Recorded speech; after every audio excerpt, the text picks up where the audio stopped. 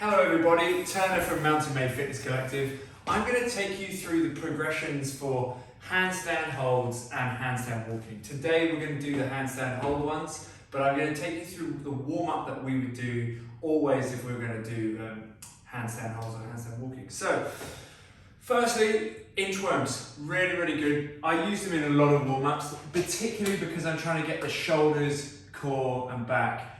Steph's just going to tell me if I walk down, if I'm going to go out of frame. So if I'm walking through, is that good? Mm-hmm. Okay, nice. Okay, so trying to take small steps, little steps through, little steps, keeping the control, just walking to that plank position. Remember, we're trying not to sag through like a banana at the bottom of that plank, so just nice and solid through your trunk. Okay. From there, plank shoulder taps. So I would add these into a warm-up. I would add 5 inchworms, 3 to 5 inchworms, and then plank shoulder taps. So let's go for 10. So I'm going to walk out again, just walking out to that push-up position, and then 1, 2, trying to keep my hips still as possible. 4, 5, 6, 7, 8, 9, 10. Now, the reason why we're doing that is it gets you used to unweighting off one hand. Okay, so before we're upside down and we then try and take the hand off, this is just a good way of working out where you are skill-wise on that. So the next one is wall walks. So just walking into the wall and then back down. Make sure that you've got something sturdy. So if you are going to do it against the door, which is not a bad option, make sure that other people know about it. They're not going to open the door, and you're not going to go the wrong way through the door, okay? So make sure that door is closed and everyone knows that you're doing it there. Otherwise, get a good wall and go for it there. So we're going to start in a push-up position. Feet are going to touch the wall. So push-up position, up onto your knees. Take the foot nice and high. And then you're going to little steps in. Now I've got a nice gap here, so I'm going to take a bit of a bigger step. Little steps. And wherever you get to is absolutely fine. So if this was it, great. But otherwise we're going to try and walk in all the way, keeping our toes nice and close together. And then your nose is going to touch the wall. And then walking back out. And if you need to step down at any point, that's fine. But it does help trying to walk out into that push-up position. Now, that movement is a really good movement on its own. So it happens to be a phenomenal skill for getting your handstand walked, but you can put that in a workout and you can get a huge amount from just doing that. So remember, this is a really good movement to add to your workout or as a skill progression. Now, remember, I want you to think about really squeezing your glutes when you're going through this. So we're staying nice and strong through the whole of the body, very much like a plank. Now, we're going to go for it again, and I want you to think about that. So, back, kicking up, through, passing the leg as high as you can, other foot joining it together, and then little steps. Remember, we're not dropping the hips through here, we're keeping nice and strong through. Little steps with the feet, touch the nose on the wall, back down. Now, a big thing that people don't really think about with handstands is your hands, okay? So, active hands, they're not just like this, they're wide fingers and really pushing into the ground. That will really help with activating your forearms and strength, or getting all the muscles going through your wrists rather than just like sort of unactive hands. Now, another thing to think about is handstands. They are a skill. They require strength, but they are a skill.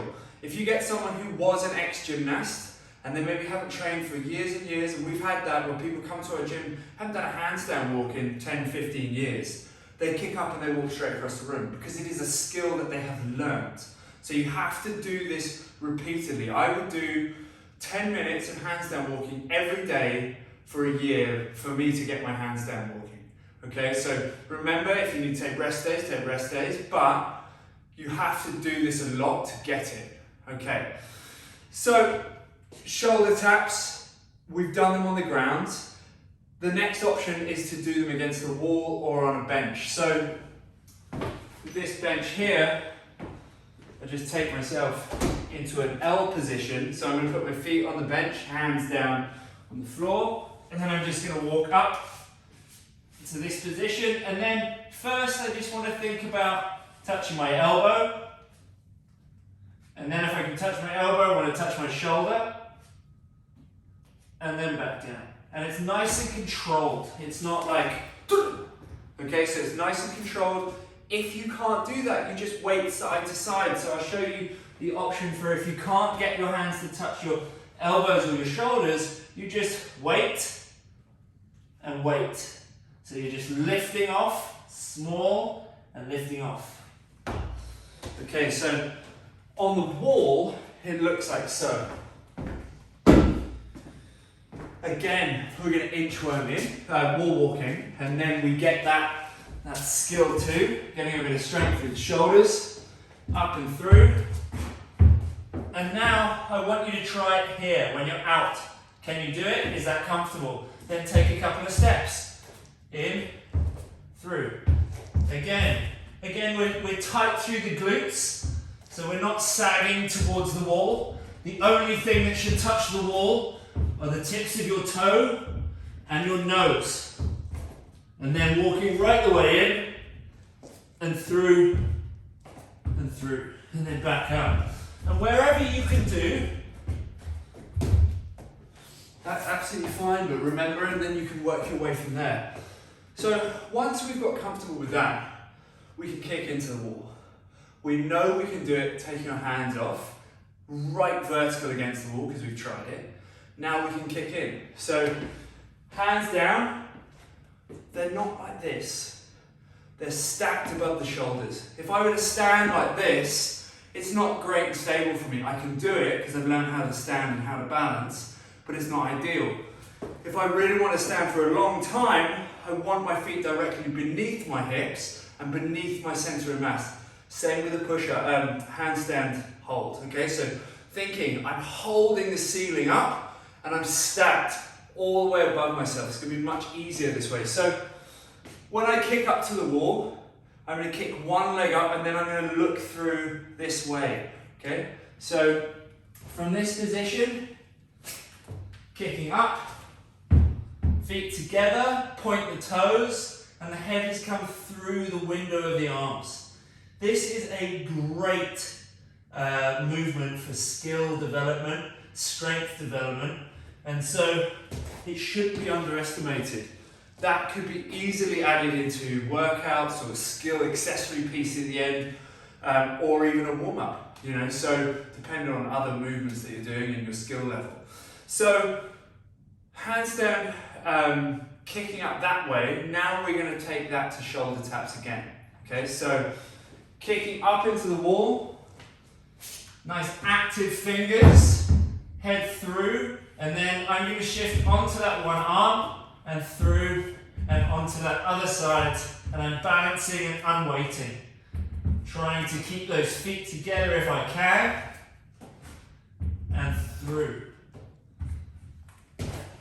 So, some people, like a classic gymnast, will stand like so and kick into the movement. Now, I learned on a concrete floor, so I learned on the street, on a road. That's where I did it, because I was trying to learn it for CrossFit, and CrossFit is all about walking, so that's what I was thinking of doing. So I had a pair of like garden gloves on, and I'd do it on the road, or sometimes I didn't have the gloves on. But I didn't want to flip over and land on my back. Okay, so for me, I start with my hands on the floor and then I kick to it. It stops me over rotating, but there are some really good skills from gymnasts of how to like all the way through and kick through. And if you get the stance right, you shouldn't over rotate. But personally, I go for hands down first. So